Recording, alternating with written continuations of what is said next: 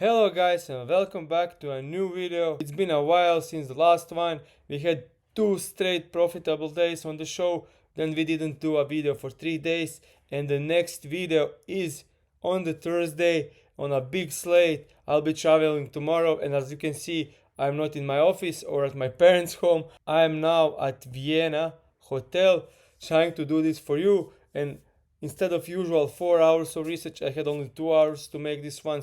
But we'll still have official bets, and I'll go to a couple of games on the slate to just go back to the work. And without further ado, let's jump into today's slate. First game on the board, Grizzlies against the 76ers, and this one is rough. No Maxi, no Embiid, no Paul George, and edge comp is questionable, so could be a decent target for this one in Kelly Oubre overs, but last game, no Maxi, no Embiid, no Paul George. He got into huge foul trouble and didn't do much. Still, against this horrible Grizzlies defense, I would lean into overs on Kelly Oubre because, as we just said, no top guys, so they are missing like 70 points on this team. Kelly Oubre is averaging 14. If you take a look on the entire season when he is not limited in minutes, when he gets 28 plus minutes, he's actually averaging 16. Now with all those guys out, the line is at 17.5 in a decent matchup. So first lean today is Kelly Oubre over 17.5 points. Actually some plus money, so it's trending down to the 16.5. If he gets 16.5, then this is a great bet. Moving on, Pistons against the Nets. This one is a bit weird. As we can see, last 2 games Michael Porter Jr. got 36 and 39 minutes. 39 minutes in the last game, and they are tanking, but seems like they are playing their core guys big minutes. So if you take a look at the score in this one, they won against the Pistons. Nets won against the best team in the league, but Pistons were without Cade, who is back tonight. Pistons play away from home, and the spread is 15. So huge blowout potentially in this game. So if you don't think it will be a blowout, this is a smash spot for Michael Porter Jr. As we can see on the entire season, when he gets 28 plus minutes without Cam Thomas, he covered this line in 23 out of 26 games, averaging big 27 points a game. And if you take a look at the head-to-head 2 games against the Pistons, 28 and 30 points. It's a 15 games, it's point spread.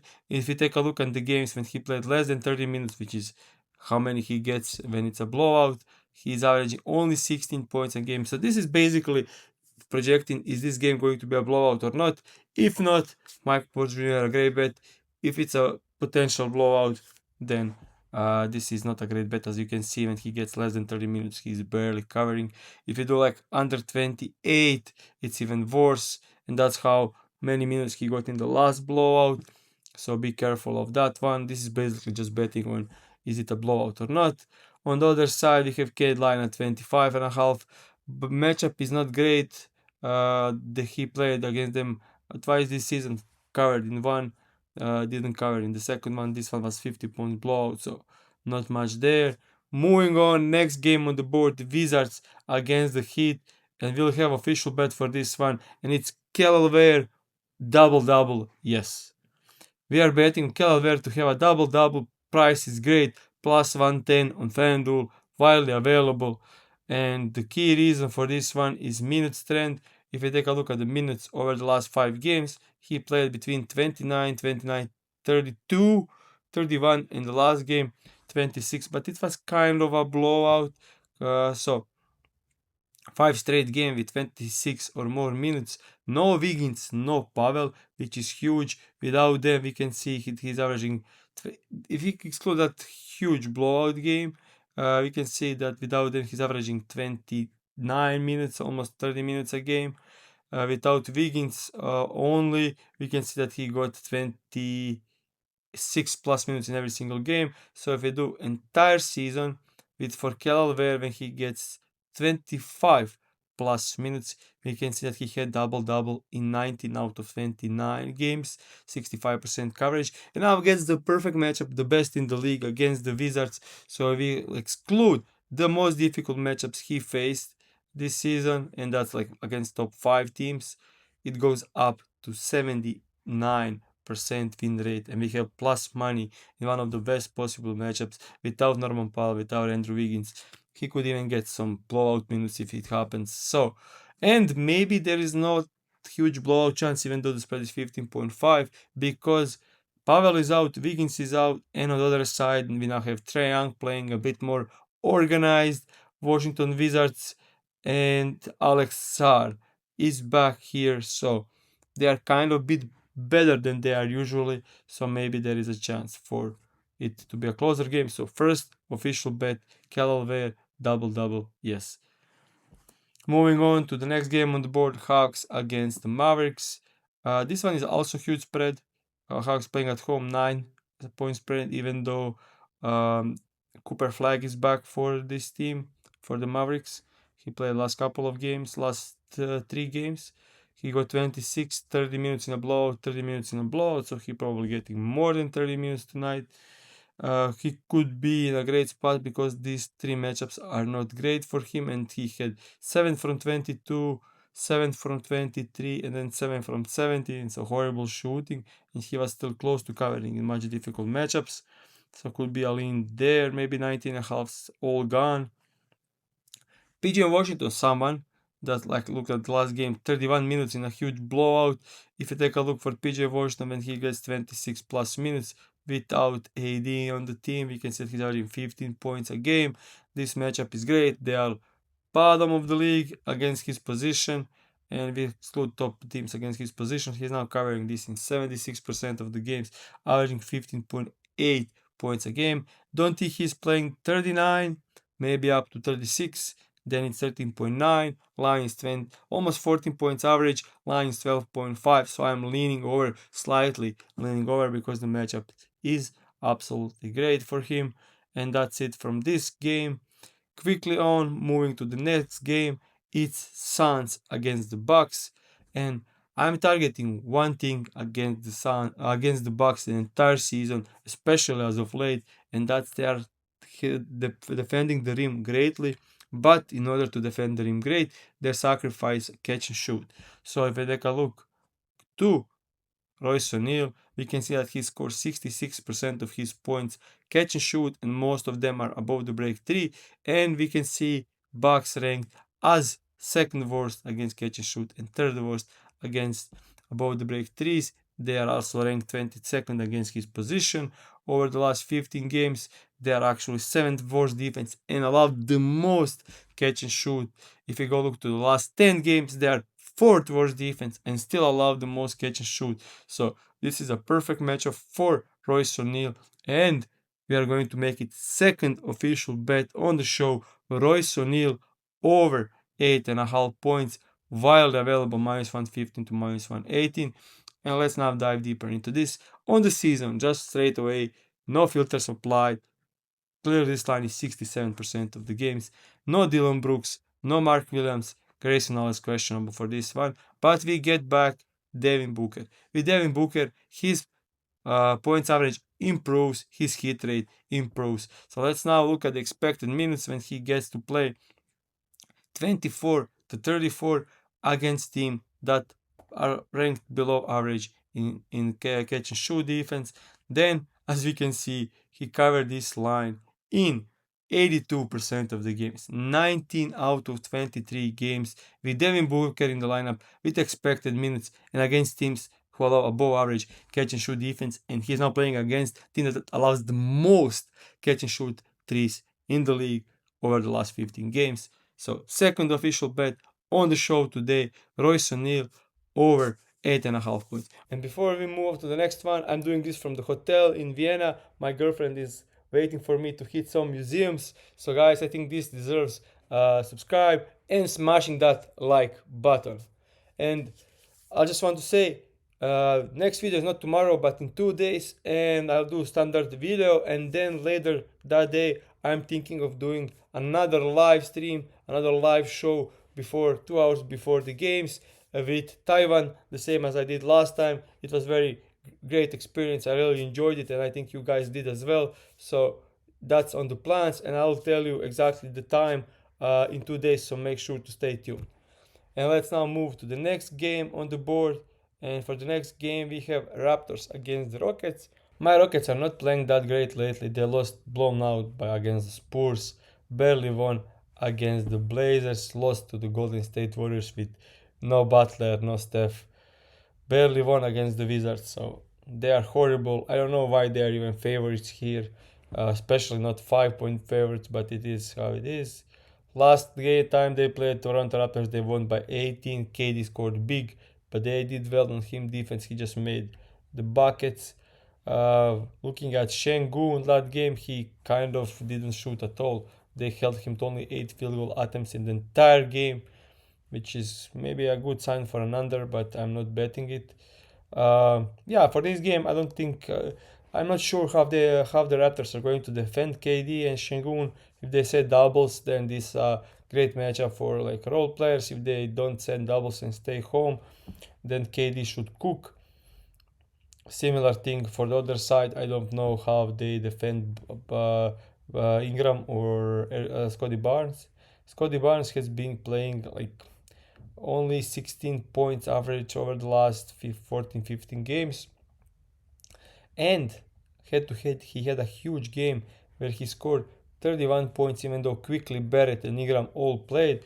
So maybe there is something for looking into Scotty Barnes, but under that I am not a huge fan of this game. So moving on to the next one on the board, and it's Celtics against Spurs. Another one where we definitely need to look how they're going to defend on Wembanyama.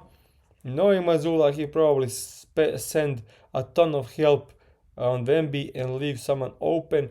That guy that's gonna be open is probably Stefan Castle. Last time they played, he had 7 attempts from 3 and 3 from 16. I don't like his matchup for the paint scoring. I think you can see he scores 60% or more points from less than 10 feet. This is a rough matchup for him because he scores most in transition and in the paint, rough for both. You can see similar players like him under in almost every single game against the Celtics. So rough matchup for him. But threes are at over 2.5 threes is plus 195, plus 193. So if you have it available, I think it's a decent value here. So Stefan Castle over threes could be decent in games against teams that usually ignore one guy and leaving them open, like against the Rockets. He made 3 against the Rockets again. Udoka left him open, and also against Boston Celtics, they left him open. He had 7 attempts even though he didn't cover. So at plus 200, plus 190, think this is a decent spot for this one. Other than Castle, I don't have much for this game. Moving on to the next game, Hornets against the Blazers. Here I'm going to take a look at Compel. I don't know if his line moved. Yeah, it moved. It was 20.5 everywhere. So I was kind of leaning under because, as we can see with Miller, Ball, and Bridges, when his line is at 20.5, like it is on DraftKings, he wasn't hitting on this line. Even expected means it's a bit too high, and he's facing an average defense. So I was leaning under 20.5, but 19.5 is much different because I'm not betting on the matchup. I'm just betting on the line being too high. So now at 19.5, I don't have much to say here. Another interesting could be Musa Diabate double plus 200 and up to like plus 240 could be a decent value, because if the game is close, he's getting great minutes. If it's not a blowout, he usually gets 28 plus minutes. When he gets 28, let's say 38, this season he hit double in 9 out of 25. A bit better lately. If we take a look like since January, we can see that he covered this in 46%. And for this kind of price, we need to hit 30% to be long-term profitable. So there is that. One game of this was against the Blazers. It was on February 28th, and he had 13 points and 11 rebounds to cover in that game as well. Why I'm even talking about this, because they allow 4th most points and rebounds to opposing bigs. They are also allowing a ton of putbacks, a ton of transition points, and look at the similar players by position. They've been cooking against the Blazers somehow. So yeah, the matchup is great. So the number at Plus 240 is a bit too high. Other than that, not much. Danny Avdia, we can see last game returned, played 25 minutes in a blowout. Was on place to play 30, so if he gets 30, leaning over slightly, but not much, as Hornets are now suddenly great defense. We can see over the last 15, they are 7th best defense. 5th best paint defense, where he scores most of his points, so not the greatest matchup. So yeah, moving on. Next game, Pacers against the Kings. Definitely an interesting spot to look for Maxim right now, but very much inconsistent, even though over the last 10 games with everyone out, he's been covering this in only 4 games. Didn't cover against the Pelicans, one of the easiest matchup. Also didn't close the game, only played 26 minutes. Next game against the Bulls, he gets 38. If he gets 32 plus, I'm definitely a huge fan of this bet. But it's very difficult to know how many minutes is he getting. So with that said, yeah, not much here. Leaning over on Maxim right now. Not much on anyone else on the Kings because they are a complete mess. And similar thing for the Pacers. I don't know who is even playing. Let's check the injury report. No Siakam, Nemhard, doubtful, Maturin traded. So yeah, Naismith and probably some heavy minutes restriction. Then Jarvis Walker. Yeah, rough team. And now we came to the Bulls against the Warriors. Two teams playing horrible players lately, like we can see lines 17.5 for Melton and Pojemski and Gui Santos at 15.5, and that's all I need to know about the state of this team. And then on the other side we have Sexton, Gide, Buzelis, Trey Jones, Okoro, Jalen Smith. So one of the not greatest games, but in this one I'm targeting Kristaps Porzingis over 12.5 points. Third official bet. If he's even going to play, he's questionable, but I think he's playing.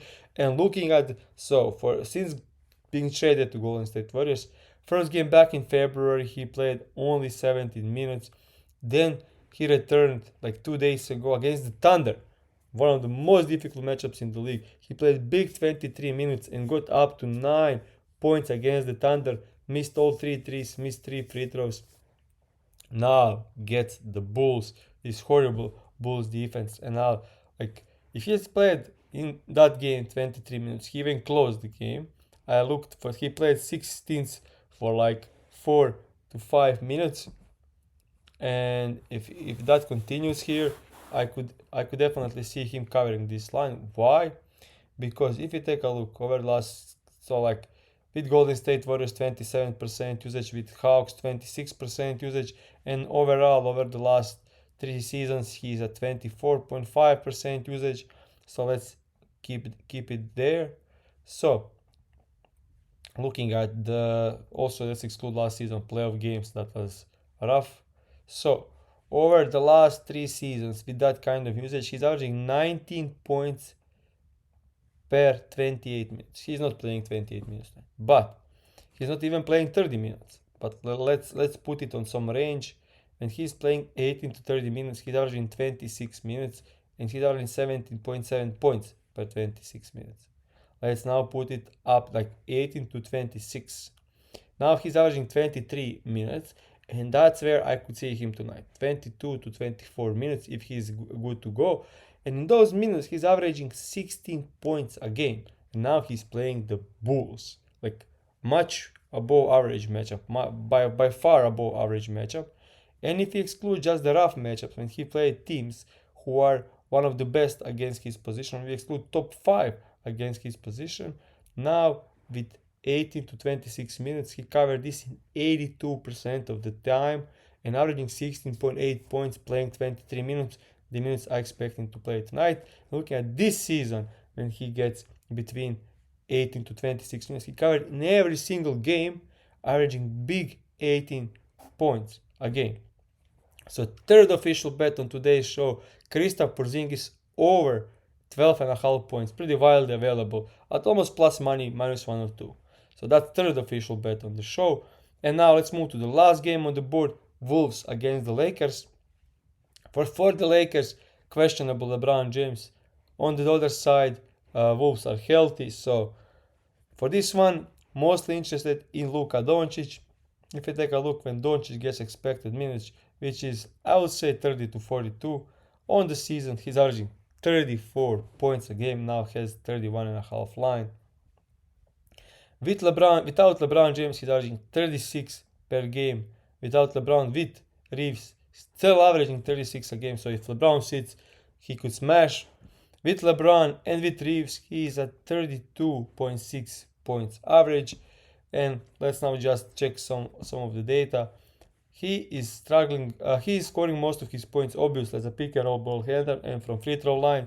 Great matchup for him. They allow the most points to pick and roll ball handlers and 6 most to free throws, so makes sense. They also average in a mid range where he scores like 40% of his points.